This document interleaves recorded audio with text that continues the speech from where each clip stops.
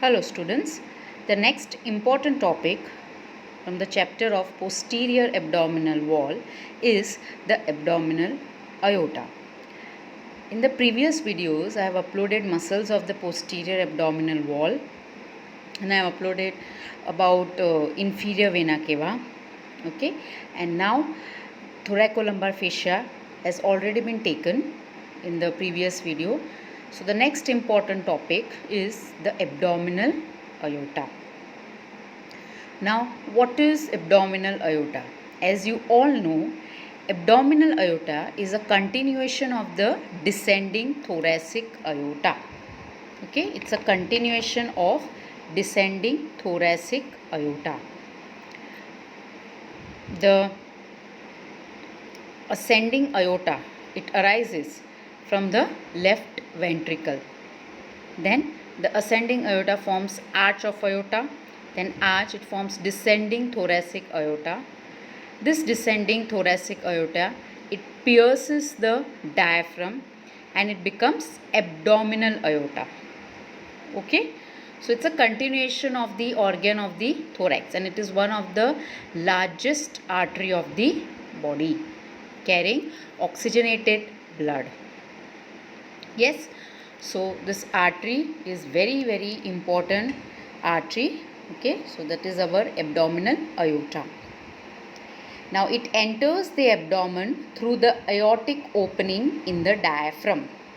So it will descend into the thorax and there is an aortic opening in the diaphragm, and this aortic opening allows the thoracic aorta, that is descending thoracic aorta, to enter into the abdomen, and in the abdomen it is known as abdominal aorta. Okay, its upper end lies at the lower border of the T12. That means how the thoracic descending aorta becomes abdominal aorta is at the level of lower border of T12. Okay, so at the lower border of T12, the descending thoracic aorta pierces the diaphragm and it enters in the abdominal cavity to become abdominal aorta. So at what level the descending thoracic aorta enters the abdomen? At the lower border of T12. So that is the opening of the aorta in the diaphragm, that is the aortic opening in the diaphragm, which is at the level of T12.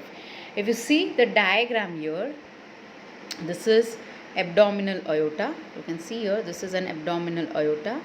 This is the lower end of the thoracic aorta, and now this is at the level of T12. So at the lower border of T12, so now this is T12 vertebrae, the lower border of T12. Okay, this is the abdominal aorta, it starts. So the abdominal aorta, it starts from the lower border of T12. This is the upper end of abdominal aorta. So this forms the upper part of the abdominal aorta.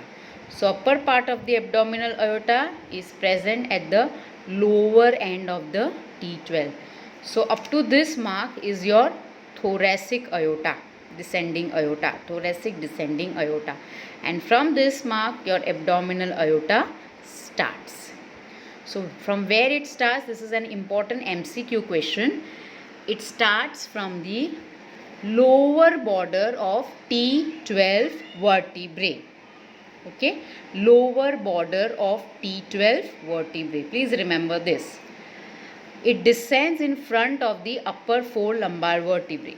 So it will go down and it will descend up to the L4. So T12 lower border, then L1, L2, L3 and L4. It is up to L4. Okay. It descends in front of the upper four lumbar vertebrae. It terminates in the front of L4 1.25 centimeter to the left of the midline. okay, by dividing into right and left common iliac arteries. So the abdominal aorta will end at the level of L4 and it will divide into right and left common iliac arteries. So that is the end of the abdominal aorta. It ends at the L4 vertebrae by dividing into left and right common iliac arteries. Clear? Okay, and it is 1.25 centimeter away from the midline. So suppose this is the midline, suppose I take this is the midline, okay, this is going the abdominal aorta, okay, this is the abdominal aorta. This abdomen is 1.25 centimeter away from the midline, okay, it is just 1.25 centimeter away from the midline.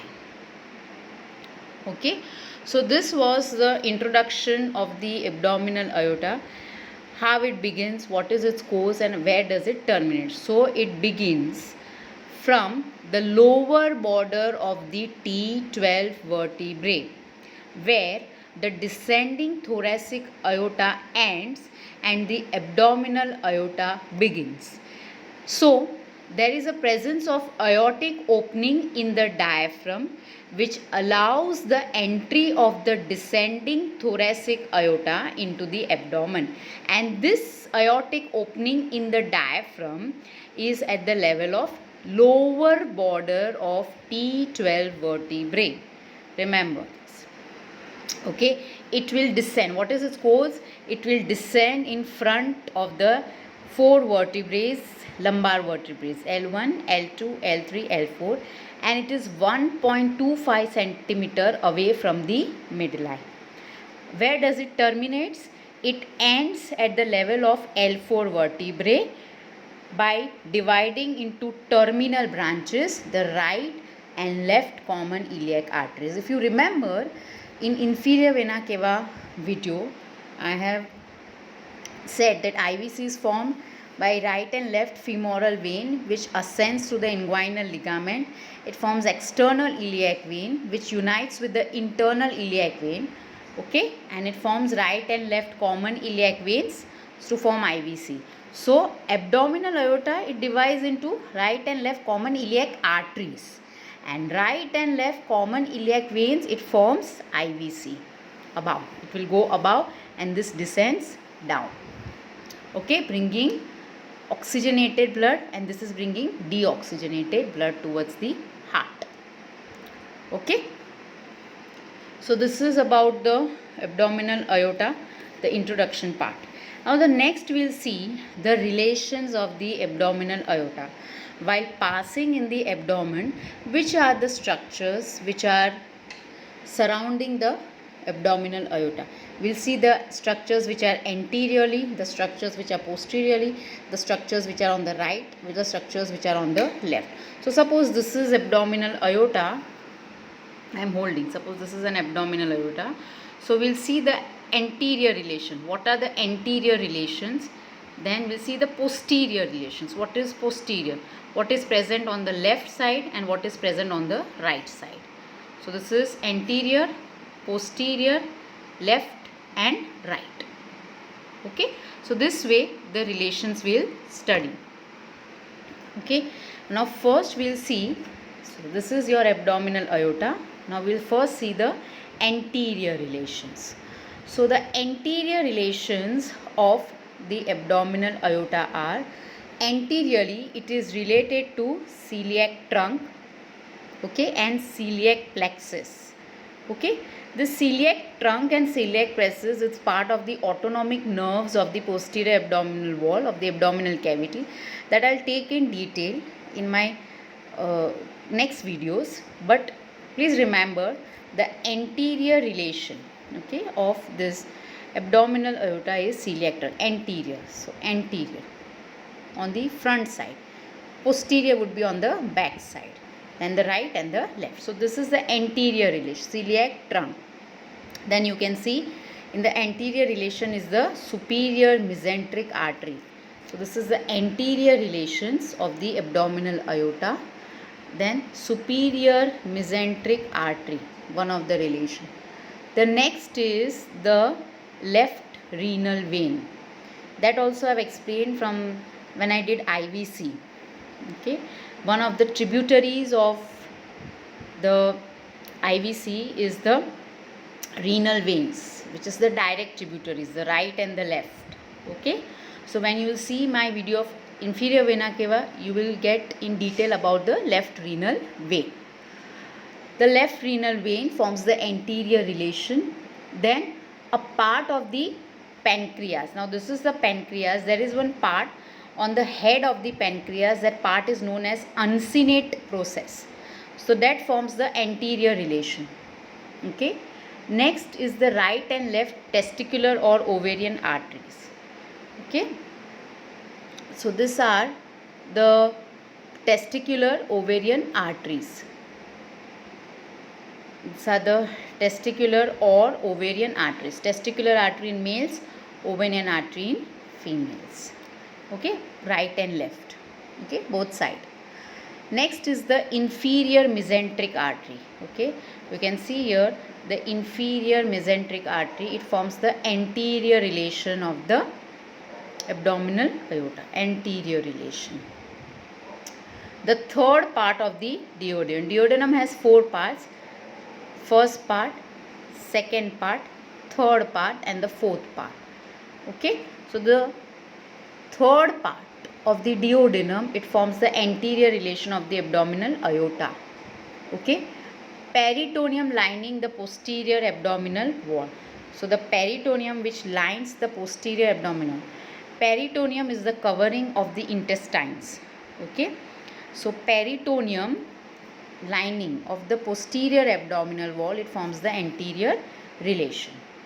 Okay, now we'll go to the posterior relations of the abdominal aorta. What is behind the abdominal aorta?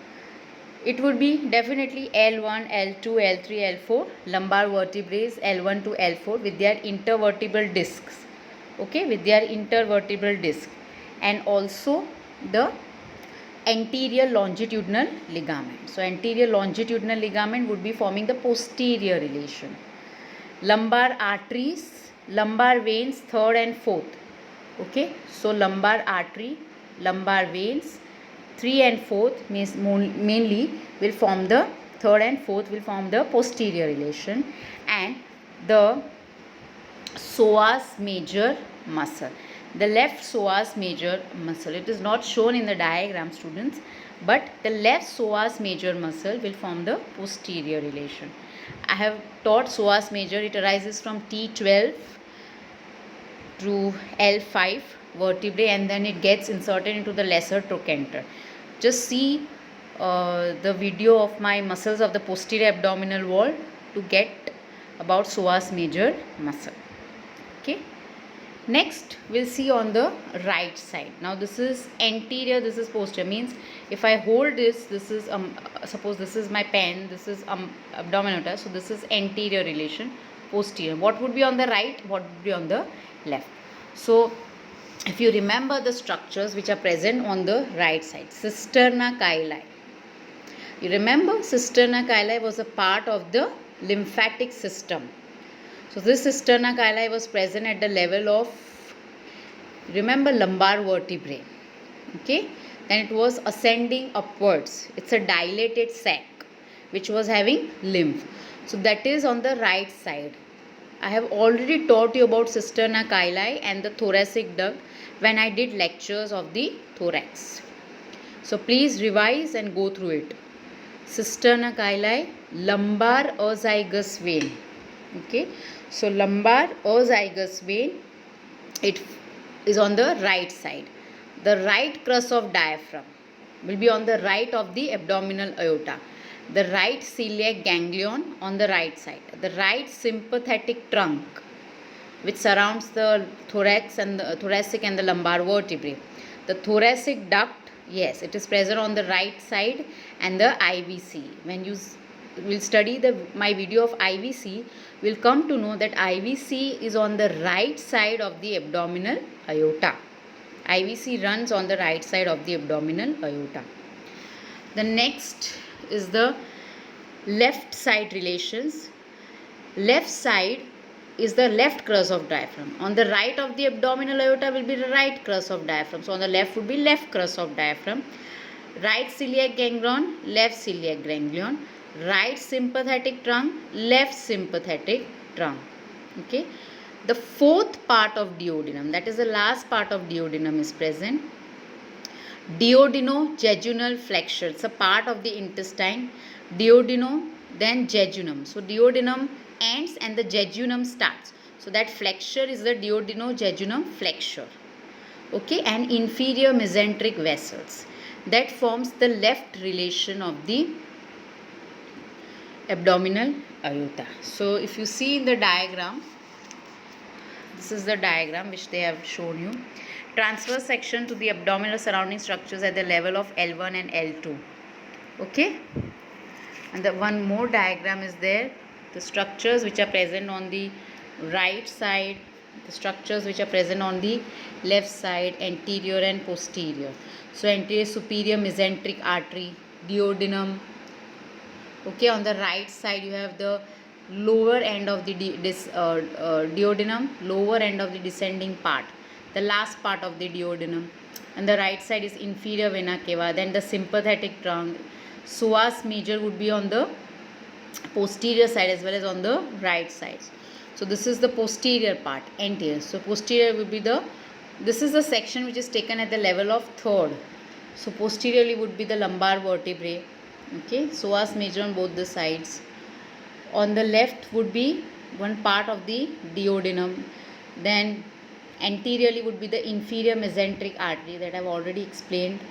Okay, then there is presence of lumbar artery and lumbar veins. Okay, and psoas major. So lumbar artery, okay, and lumbar veins was the posterior relation of the aorta. Okay, so lumbar artery, lumbar vein is on the posterior relation. The lumbar artery and vein, so that is on the posterior relation of the aorta. You can see this is the abdominal aorta in the center. Okay, this is the abdominal aorta. So this is forming the posterior relation. Okay, please understand the topic. Here also if you see one diagram, inferior vena cava, okay, portal vein, this is the splenic vein. Okay, so this splenic vein and portal vein, okay, it is superior mesenteric artery, which is anterior to this is the pancreas and splenic vein. So there is superior mesenteric artery, and just above the superior mesenteric artery is the splenic vein. You can see here. So it forms it is close to anterior relation of the abdominal aorta. This is abdominal aorta. Okay, now this is inferior vena cava. The inferior vena cava is present on the right side of the abdominal aorta. Okay, now this is the thoracic duct which is also present on the right side. Okay, the celiac ganglion. Okay, sympathetic trunk. Okay, this is sympathetic trunk. Okay, then this is the right crus of the diaphragm. These are all the right side relations of the abdominal aorta. IVC, thoracic duct, celiac ganglion. This is thoracic duct, this is celiac ganglion, right sympathetic trunk.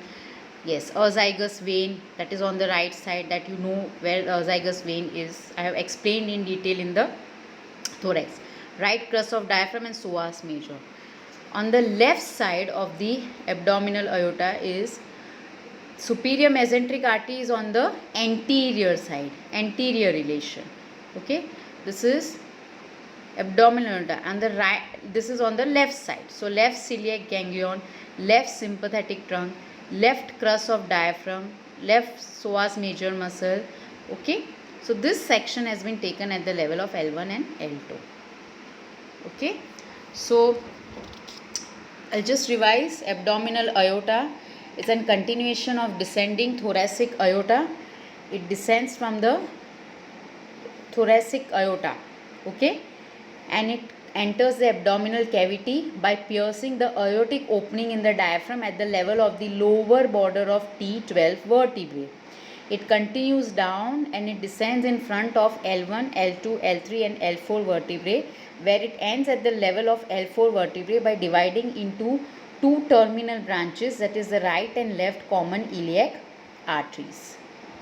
Okay, it is 1.25 centimeter away from the midline. It's a very important artery of the body. Now we'll just revise the relations. The anterior relation is the anteriorly present, that is the celiac trunk, okay, and celiac plexus along with it.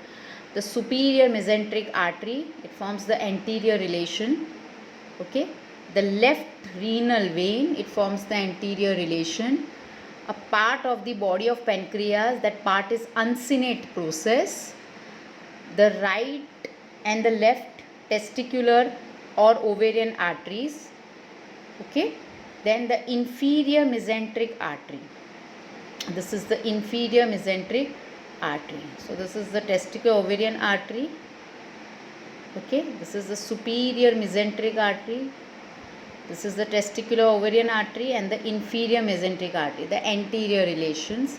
The third part of the duodenum, that is anterior relation, okay, and the peritoneum lining the posterior abdominal wall. So this all forms the anterior relation of the abdominal aorta. What is present posteriorly, we'll see.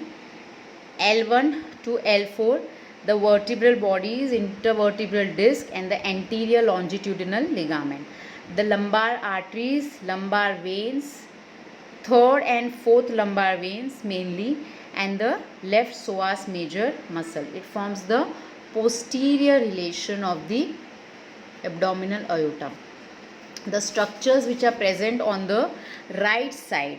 On the right side, we'll see cisterna chyli, okay, lumbar azygos, right crus of diaphragm, right celiac ganglion, right sympathetic trunk, thoracic duct and IVC. On the left side, we'll see left crus of diaphragm, left celiac ganglion, fourth part of duodenum, duodenojejunal flexure, left sympathetic trunk and inferior mesenteric vessels. So here you can see if this is the abdominal aorta.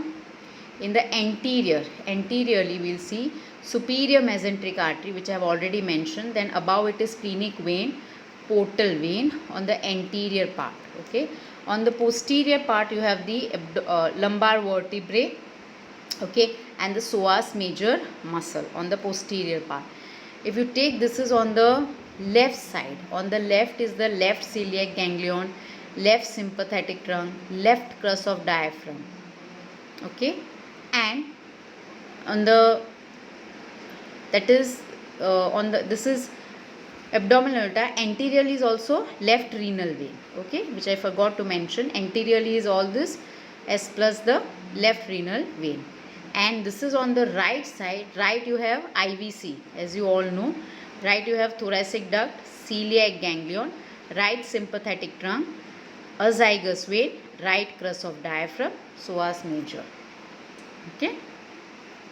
So anterior, posterior, right and left relations. Now the branches of the abdominal aorta is also very important topic that I will teach you in my next video of the abdominal aorta. Thank you.